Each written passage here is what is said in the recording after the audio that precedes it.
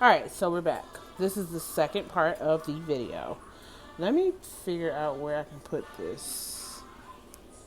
So that way what I'm doing can be seen at a level where you can actually see it.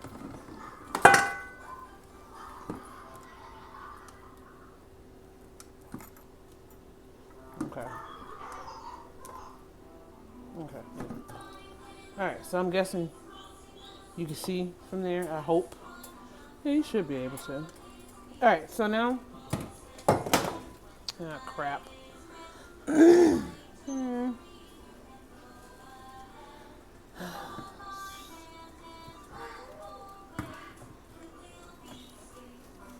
So now, I'm going to add the tomatoes.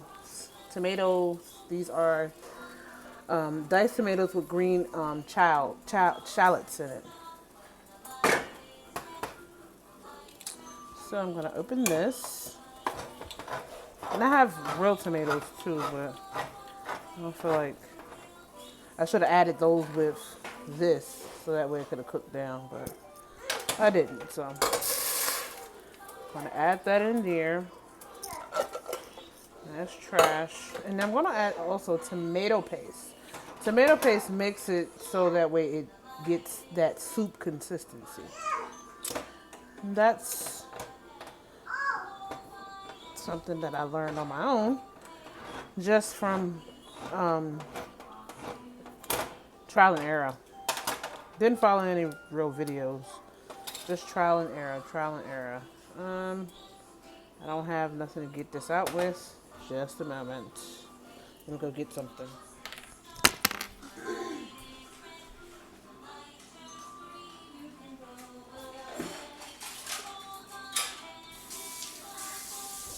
Okay. Alright, back. So I'm gonna add my tomato paste. I'm gonna add all of it actually.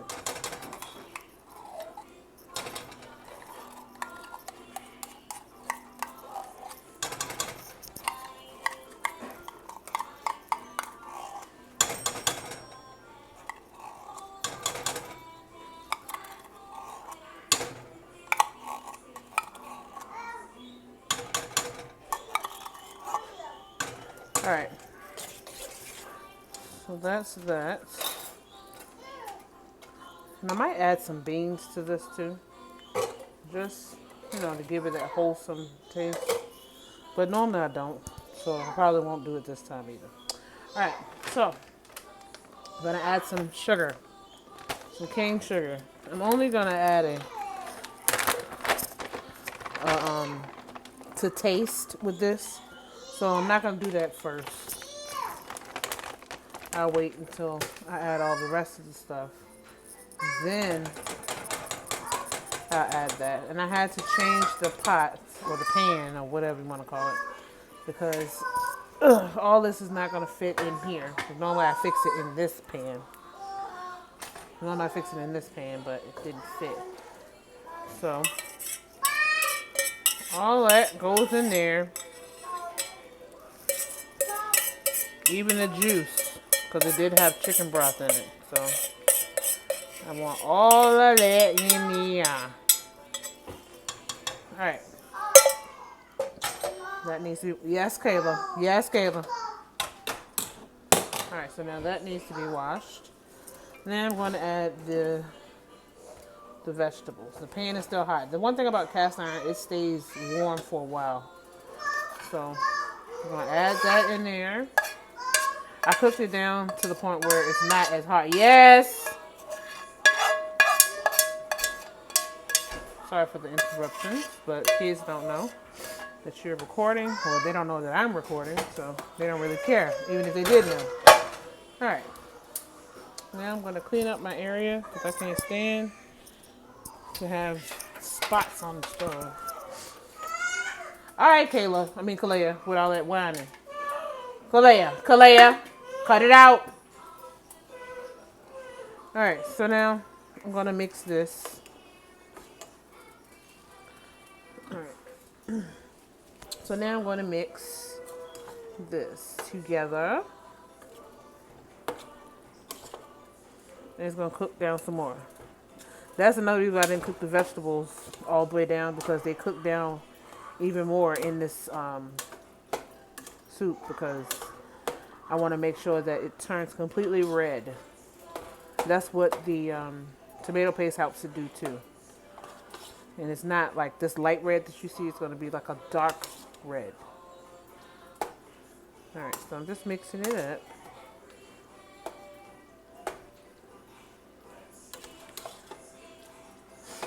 Alright. Now, I'm going to let that go for a little bit longer, and I'm going to re-add the seasonings that I added prior. So that would be lemon pepper. Every time you add to your food, like let's say you're doing soup, for instance. Every time you add an ingredient to it, as far as like something that doesn't have seasoning already in it, you have to re-season. I'm not gonna add no more of these red peppers, because I'm not. I'm not. A little bit more salt, and this is pink Himalayan salt. This pink Himalayan salt. I'm not gonna add no more pepper. I'll do some more ginger, just a little bit, not a lot. I feel like I'm missing some seasoning, and I'm not gonna add any more chili. I am gonna add some more of this Cajun seasoning, because it's really good. It adds a kick to it. That's why I didn't add any more red peppers, because this is kind of hot itself. I hate that when it gets stuck. You have to kind of click it, hit it on the side or something. All right. Now, I'm gonna put this stuff back in my seasoning cabinets, which I need to get more seasoning because I don't have a lot. But just clean up as I go. I have some steak seasoning too that I normally would put in there that I get from the Dollar Tree. Don't have it. I don't have it out here. I have it in my pantry, but I don't feel like going back there and getting it. So I won't be adding it to this. All right.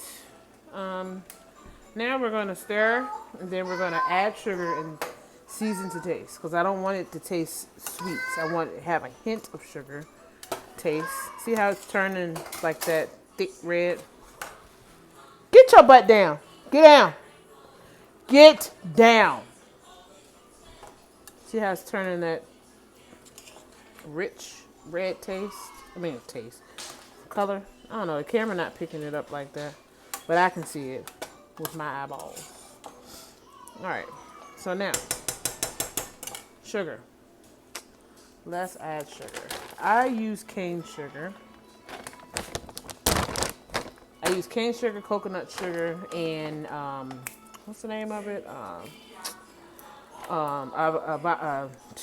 Agave. I couldn't think of the name of it. And agave. I would add agave to this because it's liquid based, but I want this sugar. And I'm going to use this right here. And I'm going to add about that much, because you don't need a lot. And then I'm going to taste it and see if that's enough. And if it is enough, then I'll leave it alone. If it tastes right, I won't add anything else to it, and it'll be done. But if it's not, I'll figure out what it is that my spider senses is picking up that is not in it, and I shall add it. All right. I'm going to test this. I'm just going to taste this sauce. Stay.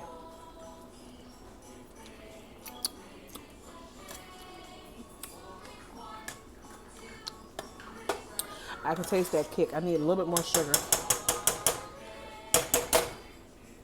I'm going to add just about another amount, the same amount as before.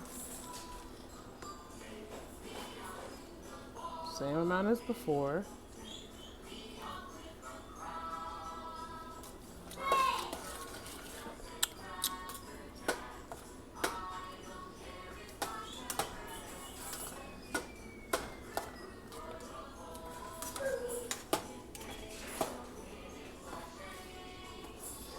All right.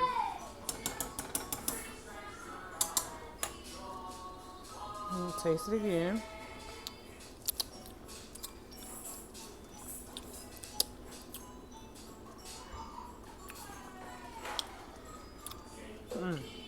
It's good, but it has like a real good kick to it. It's hot, spicy. But I normally eat it with crackers and that dulls out the spiciness. But yeah, pretty much done. And that's how I make my lentil soup. Thanks for watching. You can click the like button, subscribe, leave a message, leave a comment. Tell me what it is that you guys want to see next. All right, have a good one. Bye.